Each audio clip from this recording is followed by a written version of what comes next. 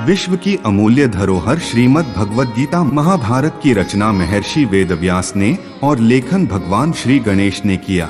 युद्ध के समय जब सेनाएं आमने सामने खड़ी हो गईं, तो अर्जुन के विषाद को दूर करने के लिए योगेश्वर श्री कृष्ण ने गीता का उपदेश दिया, जो आज भी व्यवहारिक जीवन की समस्याओं के लिए समाधान कारक है।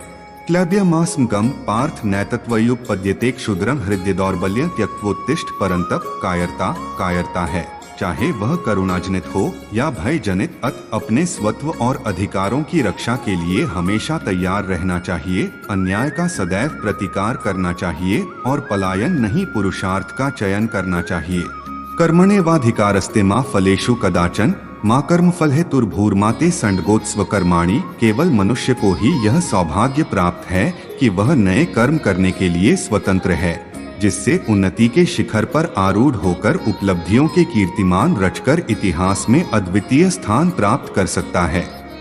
अकर्मण्य नहीं, कर्मठता से कार्य करते रहना चाहिए। इति ते ज्ञानमा ख्यातं गुह्यात् गुह्यतरणमया विमृश्यमच्छेषेण यथेच्छसि तथा कुरु। सलाह और विचार विमर्श तथा मार्गदर्शन भले ही सबसे लेते रहें, लेकिन निर्णय स्वयं की बुद्धि से लेना चाहिए।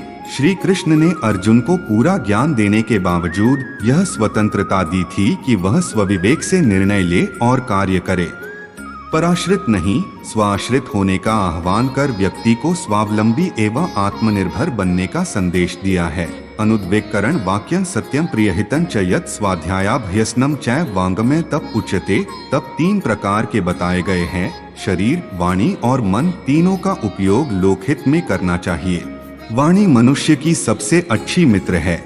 इससे व्यक्ति सारे संसार को अपना मित्र बना सकता है या शत्रु बना सकता है। बोली की महत्ता, शब्दों का प्रभाव और वाणी को नियंत्रित और मर्यादित रखें। दंभो दर्पोभिमानश्च क्रोध पारुष्यमेव च अज्ञानं चाभिजातस्य पार्थ संपदामासुरीं। पाखंड, घमंड, अभिमान, क्रोध, कठोर वाणी और अज्ञान, इनसे मनुष्य को दूर रहना चाहिए। सद्गुणों को अपने जीवन में उतारना चाहिए, जिससे जीवन में परम शांति का अनुभव होता है।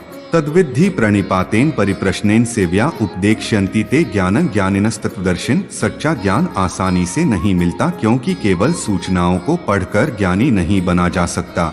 इसके लिए विशेषज्ञों के पास तथा विधा पारंगतों के पास विनम्रता और श्रद्धा पूर्वक हमें जाना चाहिए।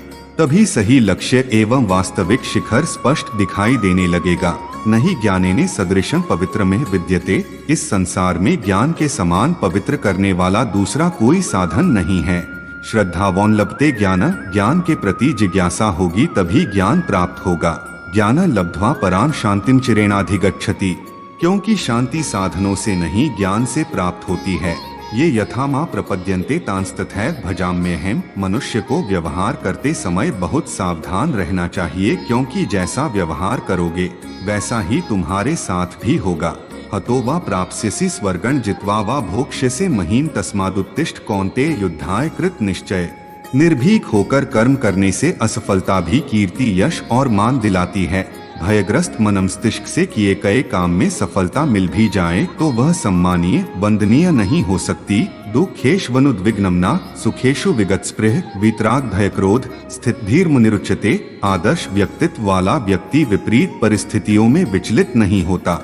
राग, भय, क्रोध जब समाप्त हो जाते हैं तो व्यक्ति स्थिर बुद्धि वाला हो जाता है तथा वह संकट और संतापों से प्रतिकूलता और अनुकूलता में संतुलन बनाए रखेगा। उद्धरेदात्मनात्माननात्मानमवसाद्येत आत्मैव ह्यात्मनो बंधुरात्मैव रिपुरात्मन। अपने उत्कर्ष एवं अपकर्ष के लिए मनुष्य स्वयं उत्तरदायी होता है। दूसरे का अहित किए बिना स्वयं का उद्धार अपने प्रयत्न और बुद्धि बल से करना चाहिए, क्योंकि मनुष्य आप ही अपना मित्र और आप ही अपना शत्रु है।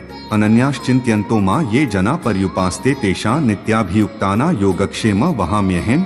यह एक व्यवहारिक सत्य है। जो व्यक्ति अपने स्वामी की कृपा का चिंतन करते हुए पूरी ईमानदारी और निष्ठा से काम करता है, उसे स्वामी का पूर्ण संरक्षण मिलता है और स्वामी सदैव उसकी सुख सुविधा का ध्यान रखता है।